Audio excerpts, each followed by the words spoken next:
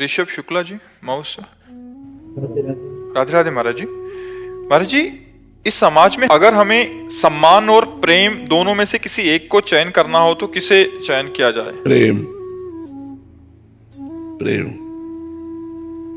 सम्मान अच्छी चीज नहीं है। सम्मान वो विष है जो देहाभिमान को बढ़ा करके दुर्गुणों की सृष्टि रच देता है। इसलिए सम्मान बिल्कुल ठीक नहीं है। तुम लोग नहीं जानते हो, ये बहुत गलत चीज है। अपमान अच्छी चीज है जिसे तुम गलत मानते हो।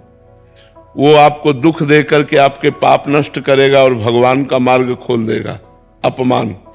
सम्मान सुख की सृष्टि रचेगा, सांसारिक और दुर्गुणों की वृद्धि करके नरक का रास्ता खोल देगा। सम्मानम कल्याति घोर गरलम नीचापमानम सुधा श्री राधा मुरलीधरो भज सके वृंदावन माते। सबसे प्रेम श्रेष्ठ है, सम्मान श्रेष्ठ नहीं। स्वयं सम्मान रहित होकर दूसरों को आदर देना, सम्मान करना, ये प्रेम सिखाता है। सम्मान ठीक बात नहीं है। हरिओम जी, पलवल से। राधे राधे महाराज जी। श्री हरिवंश महाराज जी, आपके बताए मार्ग पर चलने पर बड़ी शांति का अनुभव हो रहा है। नाम जप के साथ साथ भगवान के द्वारा दी गई सेवाओं को पूर्ण करने के लिए प्रयासरत भी हूँ। प्रभु, अभी एक शंका मन में थोड़ी चुभ रही है कि लाखों संतों साधक भगवत प्राप्ति के लिए साधना करते हैं, उनमें से अति त्यागी होते हैं, कुछ दिन रात सेवा करते हैं। लाखों भगवत प्राप्ति के लिए साधना नहीं करते। किसका प्रश्न है? लाखों नहीं करते। लाखों में कोई एक करता है। लाखों अगर आपको भजन करते दिखाई दे रहे हैं तो वृंदावन धाम में दिखाई दे सकते हैं, कुछ काशी में दिखाई दे सकते हैं, कुछ हरिद्वार में दिखाई देते हैं, लेकिन दिल्ली में दिखाई दे सकते हैं क्या? अगर नवद्वीप जाओगे तो वहां भजन करते दिखाई देंगे। तो आप ऐसा कह सकते हो कि दसियों हजार लोगों में कोई एक भजन करता है और लाखों भजन करने वालों में कोई एक भगवत प्राप्ति चाहता है। नहीं, भगवान से चाहते हैं, भगवान को नहीं। हमारी बात को समझना। भगवान से चाहते हैं, बिहारी जी हमारा ये काम हो जाए, देवी जी हमारा ये काम हो जाए, काली जी हमारा ये काम हो जाए, शंकर जी हमारा ये काम हो, हमारी ये चाहत पूर्ति हो जाए। लेकिन शंकर जी मिल जाए ऐसे कोई लाखों में एक होते हैं। नहीं, भगवान से चाहना होता है, भगवान को चाहना ये तो कोई बिरला ही होता है। क्यों? भगवान से चाहत होती है, भगवान की चाहत नहीं होती। और जिसे भगवान की चाहत हो गई वो कोई बिरला होता है, वो कोई अलौकिक पुरुष होता है। भले वो संसारिक कपड़ों में हो, लेकिन पूर्व जन्म में उसने तपस्या की, उसने भजन किया, तो उसका फल मिला कि उसे भगवान से प्यार हो गया। तो लाखों भगवान से प्यार नहीं करते बच्चा। बिरला कैसे बने? नाम जप, खूब नाम जप करो। प्रेम मूल या नाम है। नाम जपने से भगवान से प्रेम हो जाता है, भगवान की भोग सामग्रियों से वैराग्य होने लगता है और भगवान से प्रेम हो जाता है। शिवानी जी दिल्ली से। राधे राधे महाराज जी। राधे राधे महाराज जी। महाराज जी, पिछले 9 महीने से एकांतिक वार्तालाप सुन रही हूँ, आपके विचारों पर चलने का प्रयास भी करती हूँ। आप बताते हैं कि मैं परमात्मा का अंश हूँ, अकेली हूँ, मुझे माया के संसार में अपना रोल करना है, पर बार बार मैं ये भूल जाती हूँ। ये विचार कैसे बदली हो कि मैं परमात्मा का अंश हूँ? भजन। बिना भजन के हृदय इतना धैर्यवान और परिपक्व नहीं होगा कि आपको कोई प्यार कर रहा है, उस समय आप अंदर चिंतन कर रहे हो नहीं ये झूठा है, सत्य तो भगवान है, ये प्यार स्वार्थ का खेल है, नहीं यह सत्य है। आप अच्छा पदार्थ पा रहे हो, आप सोच रहे नहीं ये झूठा है, ये स्वादिष्ट नहीं है। स्वाद तो भगवान के नाम में है, सच्चिदानंद भगवान में। ये ज्ञान जब स्फुरित होगा तब होगा, नहीं तो एक एक चीज आसक्ति पैदा कर देती है। अगर आपको टमाटर प्रिय है तो बिना टमाटर की सब्जी अच्छी नहीं लगेगी। छोटी छोटी वस्तुएं अपनी आसक्ति रखती हैं, फिर बड़े बड़े भोग तो बहुत। तो हम हर भोग में असंग रहें, इसकी कला हमें भगवान से मिलेगी और वो भजन करने से होगा। खूब नाम जप करो, खूब भजन करो, तो आपका हृदय परिपक्व होगा। ज्ञान से परिपक्व हृदय संसार से विरक्त हो जाता है। विरक्त का मतलब है आसक्ति नहीं, लेकिन क्रियाएं वही सब हो रही, लेकिन उसकी आसक्ति कहीं भी नहीं। सच्चा विरक्त यही है जो बर्ताव करते हुए भी आसक्ति रहित रहे। शुभम जी। श्री हरिवंश। श्री हरिवंश महाराज जी। महाराज जी, आपने कुछ दिन पहले कहा था कि केली कुंज के संत जनों को हम मोही ना बनाकर हमारे जैसा बनाएंगे। ये संत जन तो आपके पास हैं, वो आपकी आज्ञा में रहकर आपके जैसा अर्थात केवल श्री जी के से ही मतलब रखते हैं। पर महाराज जी हम जैसे संसार में रह रहे हैं उस समय महाराज जी अपने आप आज्ञा का पालन करो, आपको हो जाएगा। देखो इन्होंने अपनी माँ को छोड़ा, पिता को छोड़ा, अपनी नौकरी छोड़ी, अपने सुख साधन छोड़े केवल भगवान के लिए। तो अब इनको जो लाभ मिलेगा तो इनके जैसा बनने पर ही तो लाभ मिलेगा। अब आप सोचो हम पत्नी भी मिल जाए, बेटा भी मिल जाए, बेटी भी मिल जाए, संपत्ति का भी भोग करें और परम पद में भी पहुंच जाए, तो मुझे लगता है कि महाराज जी ऐसा कुछ दिन तो भाव आता है कि नहीं, ऐसा संसार से थोड़ा कुछ अलग, सबसे हटके संसार में रहते हुए। पर महाराज जी वो कुछ समय के लिए होता है, फिर वापस चला जाता है, पता नहीं कहाँ। हाँ, नाम जप करो, अभी नाम जप करो, खूब नाम जप करो। नाम जप करते हुए गृहस्थ में रहते हुए भी भगवत प्राप्ति हो जाती है। नाम जप करो खूब। स्थायी कैसे हो जाए? नाम जप करो, नाम जप से नाम सब कुछ हो जाएगा। नाम जप से हम ऐसे नहीं बोलते, बचपन से भगवान के मार्ग में लगे हैं, हम ऐसे नहीं नाम जप बोल रहे। इनको तो कुछ और समझ में नहीं आता, बस नाम जप करो, नाम जप करो। क्योंकि हम करके देखा है, अष्टांग योग, सांख्य योग, भक्ति योग, कर्म योग, इन सब योगों का जहां तक भगवान ने ज्ञान दिया उनको करके देखा है। इसके बाद बोल रहे हैं कि राधा राधा जपो। ऐसे थोड़ी बोल रहे हैं कि इनको और कुछ समझ में नहीं आता, बस बोल दिए कि राधा राधा जपो। जपो, जप कर देखो, तभी मंगल होगा, बिना भजन के मंगल नहीं। नाम जप में भी महाराज जी कुछ दिन तो आनंद आता है, कुछ दिन आनंद आए या ना आए, हमें जप करना है, हठ पूर्वक करना है। तो आनंद समुद्र में गिर जाओगे, डूब जाओगे। आनंद की तो बात जाने दो, आनंद समुद्र में डूब जाओगे।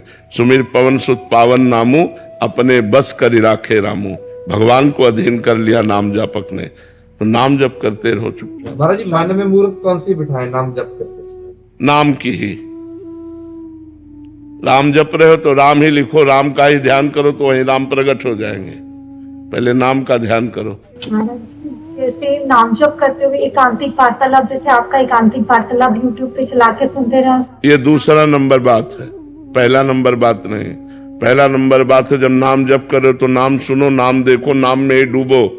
जब ऐसा मन नहीं कर रहा तो एकांतिक चला लो, फिर नाम जप करते रहो। दूसरे नंबर की बात, पहले नंबर में तो नहीं। प्रशांत जी उड़ीसा से। राधे राधे महाराज जी, दंडवत प्रणाम, हरे कृष्णा। महाराज जी 10 नाम अपराध से कैसे बचें? हम नहीं चाहते कि नाम अपराध में हम फंसे, बट फिर भी फंस जाते हैं महाराज जी। नहीं, हम नहीं चाहते तो हम कैसे फंसेंगे? हम नहीं चाहते तो कैसे फंसेंगे?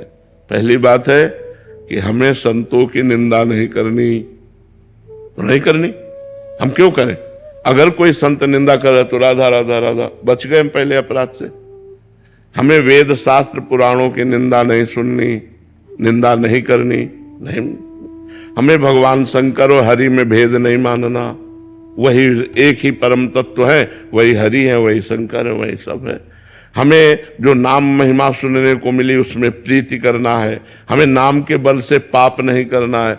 जो उसमें नामापराध में लिखा है वो तो बिल्कुल सहज है, जो नहीं करना वो नहीं करना है। अगर भूल चूक से हो जाता है तो वही नाम कीर्तन करने से नष्ट हो जाता है। तो हमें जानबूझकर नामापराध नहीं करना। यदि हो जाए तो उसी नाम से उस अपराध का भी नाश हो जाता है। जो नाम जप कर रहे हो उसी नाम का कीर्तन करो, सारे अपराध नष्ट हो जाएंगे। समझ पा रहे हो? महाराज जी कोई आकर कह देता है, हम नहीं अपना अपमान करना चाहते हैं, लेकिन कोई आकर कह देता है तो कोई बात दिल में जाकर बैठ जाता है। अभी नाम जब सही ढंग से नहीं हुआ, दिल में नाम नहीं बैठा, इसलिए बैठ जाती है। नहीं तो ऐसे हंस के टाल दोगे, आगे बढ़ जाओगे, नाम न छूटे। ये जब प्रीति हो जाएगी तो बड़ी से बड़ी गाली सुन करके भी आप गाली नहीं दोगे। क्यों? हमारा नाम छूट जाएगा। राधा राधा राधा, वो चल दिए। भजन करने वाले को अपना भजन बचाना है, ना कि लड़ झगड़ कर निंदा स्तुति अपमान करके भजन खोना है। वर्तमान का भजन खो दो, पूर्व का किया हुआ भजन ढक जाएगा। यदि अपराध बन गया तो भजन में फिर रुचि नहीं रह जाएगी। सुतेज पन्नू जी यूएसए से। राधे राधे महाराज जी। महाराज जी जब गुरु कृपा हमें सिखाती है कि सब कुछ वही परमात्मा है, सब गोविंद है, सब गोविंद, गोविंद बिन नहीं कोई, और हम जानते भी हैं कि हर जगह वही है, एक वाहेगुरु ही व्याप्तमान है, फिर भी मन कभी कभी अशांत हो जाता है। हर सांस में मन को समर्पित और बनाए रखने के लिए इस भाव में क्या करना चाहिए महाराज? नाम नाम। इस भव समुद्र से, संशय समुद्र से, अज्ञान समुद्र से पार होने के लिए सुदृढ़ नौका है नाम। नानक नाम जहाज है, चढ़े सो उतरे पार। जो नाम रूपी जहाज पे चढ़ गया वो भव समुद्र से पार हो गया, वो भ्रम से, अज्ञान से, अविद्या से निवृत्त हो गया। हर समय हर श्वास में नाम जप करो, देखो सब आनंद अनुभव में आ जाएगा, सब जगह परमात्मा ये अनुभव में आ जाएगा। अभी अनुभव में नहीं आया, अभी अनुभव में स्त्री है, पुरुष है, जड़ है, चैतन्य है, बुरा है, भला है, ऐसा समझ में आता है। अनुभव में जब परमात्मा आने लगे, जैसे हमें पुरुष दिखाई दे रहा तो हमें भगवान दिखाई दे, हमें परमात्मा दिखाई दे, ऐसी हमारी दृष्टि बदले, हमारे ज्ञान चक्षु प्रकट हो, इसके लिए हमें साधना करनी पड़ेगी। संयम पूर्वक पवित्र आचरण, पवित्र भोजन, पवित्र विचार, निरंतर नाम जप और वाणी, गुरु वाणी का स्वाध्याय, तब गुरुजनों की कृपा से ये अनुभव में आता है। फिर तो किसी भी परिस्थिति में अनुभव नहीं जाता है। गला काट रहे हैं फिर भी वो वाहे गुरु प्रसन्न है, प्रसन्न मुद्रा में शरीर छोड़ रहे हैं, आग में तपाए जा रहे हैं। क्या क्या कष्ट दिया गया गुरुजनों को, लेकिन कह रहे तेरा किया मीठा लागे। अभी अनुकूलता तो मीठा लगेगी, लेकिन प्रतिकूलता और यहां तक मतलब जान लेने की प्रतिकूलता, प्राणों पर बनावे फिर बोले तेरा किया मीठा लागे, ये बात है। ये बात बिना भजन के नहीं आएगी। खूब नाम जप करो, साधु संग करो, साधु संग करो, नाम जप करो, पवित्र भोजन करो और पवित्र आचरण रखो, तब धीरे धीरे धीरे धीरे हृदय पवित्र हो और ज्ञान चक्षु प्रकट हो, तब हमें सर्वत्र वासुदेव दिखाई जाए। बहुत जन्मों के अभ्यास से ऐसा अनुभव होता है। बहु नाम जन्मनावंते ज्ञानवान माम प्रपद्यते वासुदेवा सर्वमिति सा महात्मा सुदुर्लभा। ऐसा महात्मा दुर्लभ है जो सर्वत्र भगवान का दर्शन करता है। बहुत जन्मों के बाद ये साधना के बाद ये ज्ञान प्रकट होता है। तो साधन में लगो, नाम जप करो, बढ़िया भगवान की कृपा से ऐसा अनुभव हो जाएगा। जब तक नाम जप निरंतर नहीं तब तक संभावना नहीं है। निष्काम स्वरूप दास जी महाराज, आप संत भगवान का प्रश्न है महाराज जी। महाराज जी आप कह रहे हैं कि तीन देह से परे होकर हम भक्ति करना चाहते हैं, तो तीन देह से परे कैसे हो सकते हैं महाराज? तीन देह से परे होकर भक्ति होती ही नहीं है। तीन देह से परे होकर भक्ति होती नहीं, तीनों देहों का समर्पण करने से भक्ति होती है। परे शब्द ज्ञान के अंतर्गत है, भक्ति के अंतर्गत नहीं है। तीनों देह को भगवान में समर्पित कर देना है। स्थूल देह को भगवान की सेवा में, गुरु हो या भगवान उनकी परिचर्या में, सूक्ष्म देह को उनके चिंतन में, और स्वभाव भजन, कथा, सत्संग, नाम कीर्तन ये सुनने का तो स्वभाव है कारण देह, और सूक्ष्म शरीर अंतःकरण से समस्त इंद्रियां और स्थूल देह ये तीनों भगवान में समर्पित हो गए तो भक्ति अपने आप से होने लगेगी। जो आपा है, जो आत्मा है, ये अनुभव करेगी भाव के अनुसार। अगर आपका भाव दास्य भाव है, सख्य भाव है, वात्सल्य भाव है, गोपी भाव है, सहचरी भाव है, जो भाव है उसी भाव का आपको अनुभव होने लगेगा कि मैं वही हूं। स्थूल देह, सूक्ष्म देह, कारण देह से परे है भाव देह, जो यातना देह और देव देह, इस देहों से भी परे है भाव देह। उस भाव देह की प्राप्ति स्वयं को होती है, और स्वयं से फिर ठाकुर जी की दिव्य परिचर्या होती है। जैसे नारायण का उपासक है तो भगवान वैकुंठ बिहारी के वैकुंठ धाम में भगवत स्वरूप होकर वहां प्रवेश पाता है, तो वही आत्मस्वरूप ही तो भगवत स्वरूप होता है। लेकिन तीनों देहों का त्याग करके चिंतन रहित होकर अपने स्वरूप में स्थित होना यह ज्ञान का मार्ग है। भक्ति का मार्ग तीनों देहों को सेवा में समर्पित करके अपने को भाव रूप से देखना, ये भक्ति का मार्ग है। समझ पा रहे हैं आप? इसमें कोई तर्क? महाराज जी हमें कैसे पता चले कि हमारी भक्ति आत्मा रूपी है? मतलब जब स्वयं को पुरुष या स्त्री भाव में ना देखा जाए, वनिता पुरुष भाव मिट जाए। जब जैसे हम सो के उठते हैं तो हमें ध्यान नहीं करना पड़ता कि मैं पुरुष हूं कि स्त्री हूं। जब ये भाव मिट जाए और सोते जागते उठते बैठते चलते फिरते जो भाव देह है उसमें स्थिति ऐसी रहे जैसे स्थूल देह में, तब समझ लीजिए कि मैं आत्म स्वरूप में स्थित हो गया हूं। जैसे अभी हर समय ना स्मरण करने पर भी शरीर की स्मृति रहती है, ऐसे ही ना स्मरण करने पर भी स्वयं की स्मृति रहे। ये तो समझाना नहीं पड़ेगा कि मैं स्थूल नहीं, मैं सूक्ष्म नहीं, मैं कारण नहीं, वो स्वाभाविक स्थिति आ जाएगी। पर उसके लिए बहुत भजन चाहिए, संसार का पूरा विस्मरण। संसार का पूरा विस्मरण, जैसे गाढ़ निद्रा में संसार का विस्मरण हो जाता है, ऐसे जागृत अवस्था में संसार का विस्मरण। ये कह रहे हैं अभी भजन में बैठते हैं तो भगवत में वृत्ति होती है, बट जैसे उठते हैं तो जगत में क्रियामान। हाँ, बस वही तो ध्यान रखना है कि जैसे हमारी स्थिति समाधि में, वैसी स्थिति व्यवहार में। क्योंकि हर समय समाधि में नहीं रह सकते, हर समय हम एकांत आसन में नहीं बैठ सकते, तो हमें व्यवहार में उतरना पड़ेगा। तो व्यवहार में भी हमारी वही स्थिति होनी चाहिए। इसका मतलब अभी साधना में गाढ़ नशा नहीं आ रहा, नहीं, गाढ़ नशा आएगा तो उसी नशे में युक्त होकर के व्यवहार होगा। आप और तन्मयता धारण कीजिए, तन्मयाहा, भगवान में तन्मयाहा, वही गाढ़ नशा। जैसे आप 4 घंटे मंत्र चलाइए तो आधा घंटे आपको चलाना नहीं पड़ेगा। व्यवहार में एकदम फ्री होकर के लग जाइए तो आधा घंटे अपने आप चलेगा, क्योंकि 4 घंटे से अभ्यास कर रहे हैं। ऐसे यदि 4 घंटे हम गाढ़ स्थिति में हैं तो घंटा आध घंटा तो हमारी ऐसे ही गाढ़ नशा चढ़ा रहेगा वही स्थिति का। उसी में व्यवहार निपट गया, फिर तुरंत अपने को संभाला। हमारी बैटरी जितनी पावरफुल हो चुकी है उतना ही हम व्यवहार करें। छठदम शील विरत बहु कर्मा, निरत निरंतर सज्जन धर्मा।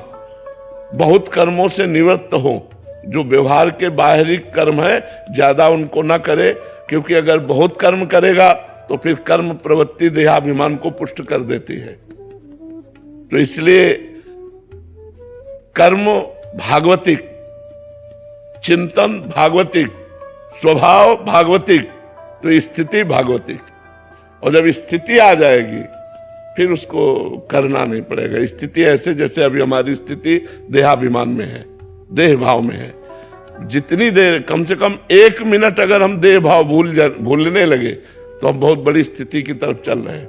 1 मिनट जागृत में 1 मिनट 60 सेकेंड अगर हम शरीर को भूल गए, जैसे निद्रा में भूल गए।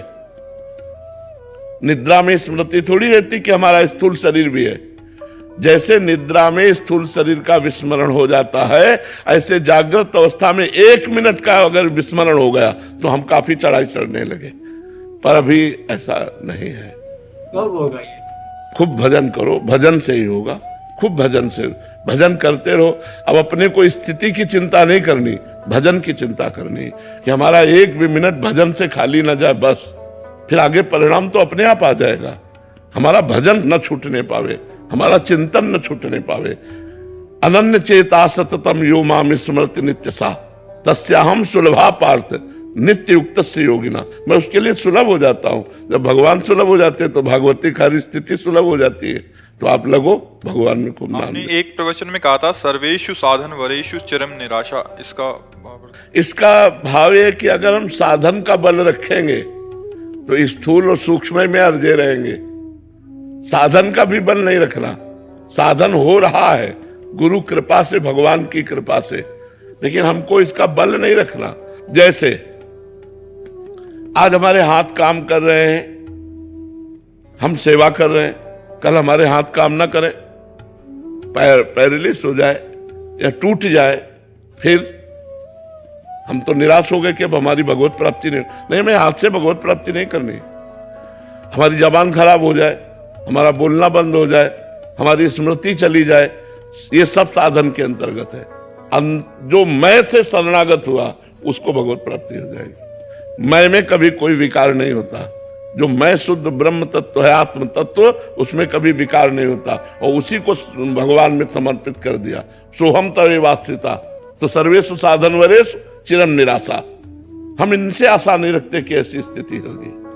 भगवान की कृपा से होगी, पर भगवान की कृपा से जब तक शरीर स्वस्थ है, यावत स्वस्थमिदम कलेवरम यावच्च दूरे जरा, तब तक हम साधन पक्ष में लगे हुए हैं। लेकिन परिणाम कृपा से, परिणाम कृपा से और साधन पक्ष में लगाए हुए हैं। भगवान की कृपा से साधन बन रहा है, जो वो उनकी कृपा से बन रहा है, और हमें भगवत प्राप्ति होगी उनकी कृपा से होगी। तो अहंकार नहीं बीच में आएगा। सर्वे साधन वरेश चिरम निराशा, अहंकार बीच में नहीं। अगर आशा साधन से है तो आप परिक्रमा देते, आपका पैर टूट गया तो अब विचार कीजिए, ये नाशवान शरीर है, इस पर हम आशा रखें सच्चिदानंद की प्राप्ति के लिए, तो बहुत ही नादानी होगी, क्योंकि ये कभी भी कुछ भी अंग भंग हो सकता है। और हमारी साधना अगर इसी के आश्रित है तो भंग हो जाएगी, फिर हम क्या करेंगे? तो हम स्वयं सोहम तवैवास्थिता। अगर हमारा शरीर ठीक है, वाणी ठीक है, तो हम तनुवांग मनोभिर अमलय, शरीर से, मन से, वाणी से हम आपकी आराधना कर रहे हैं, साधना कर रहे हैं, और अगर ये सब गए तो मैं आपका हूं। इससे भगवत प्राप्ति हो जाएगी, आश्रय से, आत्मसमर्पण से। जो 8 भक्ति है ये साधन है, जो 9वीं भक्ति है ये साध्य है। श्रवणम, कीर्तनम, स्मरणम, विष्णुपाद सेवनम, अर्चनम, वंदनम, दास्य, साख्य और आत्मनिवेदनम। ये जो आत्मनिवेदन है ये सर्वेषु साधन वरिष्ठ चिरम निराशा, मैं आपका हूं, इससे अनुभूति होती है। समझ पा रहे हैं आप?